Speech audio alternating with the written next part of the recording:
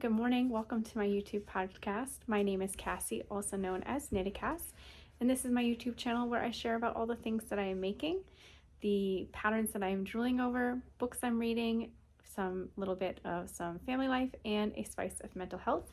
So go ahead and grab your favorite beverage, a project you're working on, and let's get started. If you're a returning viewer, thank you so much. Your love and support is really appreciated. And if you're a new viewer and you're checking me out, thank you so much for being here. And if you like it, please like, share, and subscribe. So let's get started. First of all, I am having a lot of trouble uploading my past video. So it has been 2 weeks now since I've recorded and it's edited, and we have really trashy internet at home. And I don't know if you guys have ever uploaded a YouTube video, but there's a process where it has to do like a pre-upload. And if you're not staying on that screen and making sure that screen is still active, it stops and you have to restart it. And so I usually upload my videos at work, but I have to find a good chunk of time where I can be right near my phone for that like pre-upload piece. And the stars are not aligning. And then this morning, I don't know if anybody has seen it yet, hopefully not, I uploaded the video and I was so excited. It uploaded so fast and I was like, this is awesome.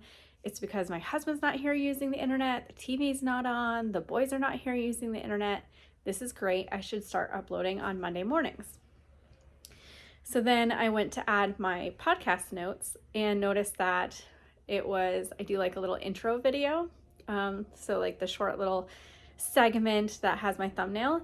And that's what I accidentally uploaded to YouTube. So it is in the process of being deleted, probably deleted now. And yeah, I don't know. So maybe these two might go up back to back essentially, but at least it will keep me on track with my every other week podcasting. Unfortunately, I don't have a lot to show you, but the one thing that I do have to show you is very exciting and coming along pretty fast. So actually, it might not have been 2 weeks, because I had started this sweater last Sunday, and this sweater is in my last podcast. I'm not sure. So if you've been here and you've heard my little spiel, I go to Rhinebeck every year. This will be year number 4. And I wasn't sure that I was going to go this year. And there's like some personal stuff going on and it's a lot of work to go. And the friends who are going to go with me aren't able to make it. And I wasn't sure I wanted to go by myself. But I've decided I really do want to go. I really enjoy the festival. So the problem with that is that I hadn't even figured out what my Rhinebeck sweater was going to be and hadn't cast on.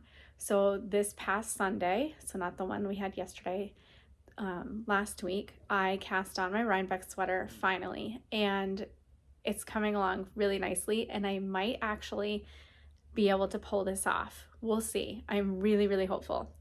So all that to say, I am knitting the Tula sweater, Tuula, by Knit Sisu. And it's a really easy to follow pattern. It's a simple raglan with some eyelet sleeving. And the process and the repeats are really, really easy. It's kind of potato chippy. You have to pay attention once in a while. So this is what I have so far, you guys. I've separated for sleeves yesterday. So 1 week from the start, I separated sleeves. I don't have a lot of time to knit in general, and I'm trying to be more intentional about knitting this one when I do, just because I've been really busy with work and school. But look at that. Isn't that gorgeous? So it's got a nice simple raglan increase. It's got eyelet sleeving. So pretty. Excuse the dog hair. Yes, I'm loving it. I'm loving the color. I think it's going to be really great. And this is made using Yarn Cafe's Creations yarn. It's DK weight. I think that's part of why the sweater is flying. It's DK weight on size 7. So I'm kind of cheating. Is that cheating? I'm not sure. So Yarn Cafe Creations, the colorway is Gothic Red. It's on her Biscotti DK weight, 85 superwash merino wool, 15% nylon. And I've already gone through one entire skein, and I am maybe halfway through, maybe 2/3 of the way through this one. So I am using yarn, and that's going to count for my pigskin points. Pigskin is, well, it's technically Pigskin Party. So Pigskin Party is a make-along hosted by Boston Jen, where it's like the whole season of football and you are getting internet points, fake internet points, based on how many yardage of yarn you're making. So every project you enter, you calculate the yards that you have used for yarn, and then like so many points gets you yards. I don't know the exact pointage. And you do that for the whole season, and there's little side challenges where you can get like bonus entries, and if you use sponsored products you get bonus entries. So there's a lot of fun ways you can do it. You can be kind of just knit whatever you want to knit and just submit that and go with whatever that is, or you can be really strategic and plan your projects. Like I know sometimes people make like a scrappy like basket and they hold more than one yarn together, so they have the yardage for all 3 yards. Very cool. So I will get a lot of yardage on this sweater, which is very exciting. And because I'm trying to get that sweater for Rhinebeck, I haven't done a whole lot of knitting. So I have 15-ish rounds left of my Starflake, maybe 20, whatever it was last week, because I have not had a chance to work on it because I am obsessed with working on this sweater and also in a time crunch. And I haven't worked on my crochet blanket. I haven't worked on Weston's vanilla socks, which I should really start picking up. What else? I think that's all I'm knitting. Oh no, I'm knitting a secret test knit. So I'm knitting a test knit, and I can't release the details or what it looks like until October 1st. So stay posted, and if you follow me on Instagram, you'll see the photo on October 1st. Yeah, that's it for knitting. Kind of boring. I apologize about that. I do have an acquisition. I was crocheting a baby blanket for my sister-in-law's best friend who's having a baby. It's her rainbow baby, so it's just really, really exciting. And I was knitting it out of this Loops and Threads yarn, which is a skinny chenille yarn. It's super, super soft, a nice pastel like baby pink, but I wasn't liking the way that the fabric was coming together. It was very floppy and loosey-goosey, and I really want a blanket to kind of hold its form. So I ordered some yarn off of Amazon because I couldn't find any other yarn at Michael's, and I looked at Hobby Lobby and I looked at Walmart and couldn't find anything else. So I ordered this Softy baby yarn, and I think the brand name is Scentsy. Colorway is just pink, and it's super, super soft, and I actually like this pink much better than this pink. It really just kind of screams like it's a girl. So that's very exciting. Got 3 of these. Hopefully it's enough for the blanket. If not, it's pretty easy to order on Amazon. And this like commercial yarn, you don't really have to worry about a dye lot. So hoping to start crocheting that again soon. Her baby is due in December. So I'm doing the Stephen West knit along in October. So I'm really hoping to knit a bunch of this sweater and start the blanket. And maybe I'll have to be intentional about, you know, like on Sundays I work on the blanket for this X, Y, and Z, or every day I work on this blanket for a certain chunk of time. Or I can take a gamble and start it in November, but I guarantee I'll still be working on the Stephen West shawl, although the Stephen West shawl doesn't have a deadline. I don't know, let me down below. Should I be like really just adventurous and kind of roll the dice and do it in November and hope to just whip it right out? Or should I make an intentional plan? I know what the right answer is, but tell me what you would do. Like, are you someone who is really quick at crocheting and can just pull it off in a month? Or yeah, what would you do? That's it on like projects and what projects I'm going to be working on. I have not picked out my yarn. I'm sorry about the crinkling. My dog is next to me and she will not leave. That's it for yarn and project plans.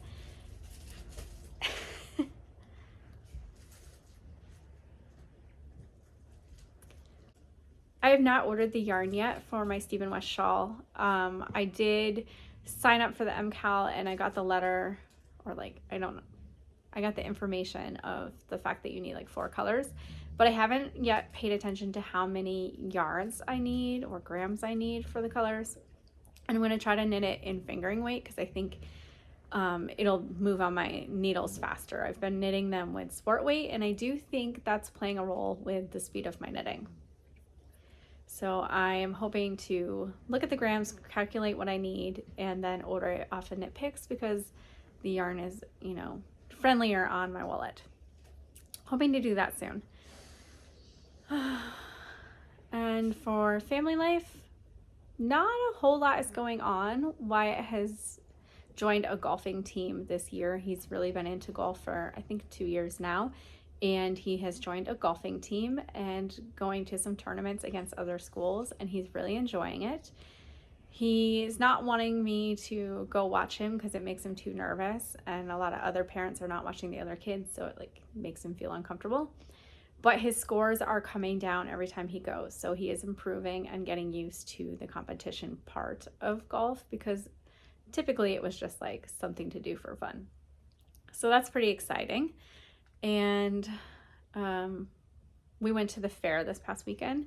So we went to the Tunbridge World's Fair, and we did some rides and the Ferris wheel, of course, and looking at the livestock. And there was the cutest sheep.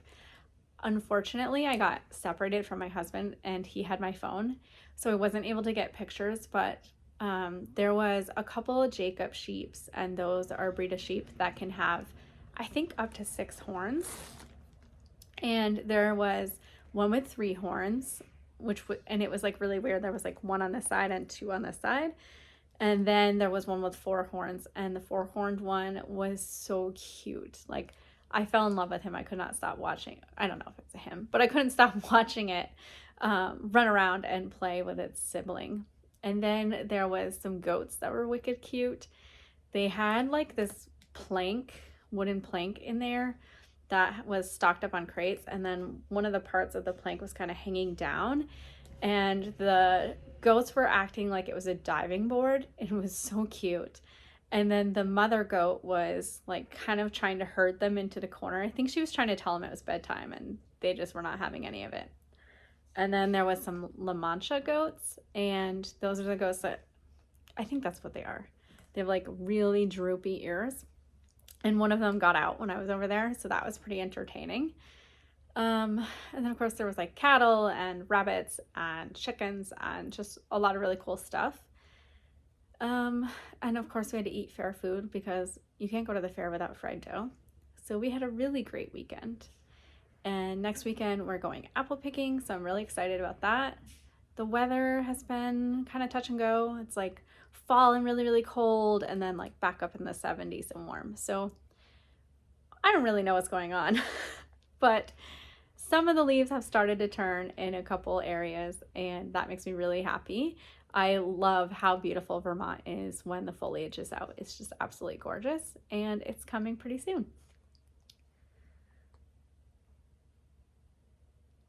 I think that's it for family life. So A Spice of Mental Health, I did not prepare this segment very well. I'm doing it in between laundry and some homework. So I am going to find a quote or something like that and put it here for you to reflect on.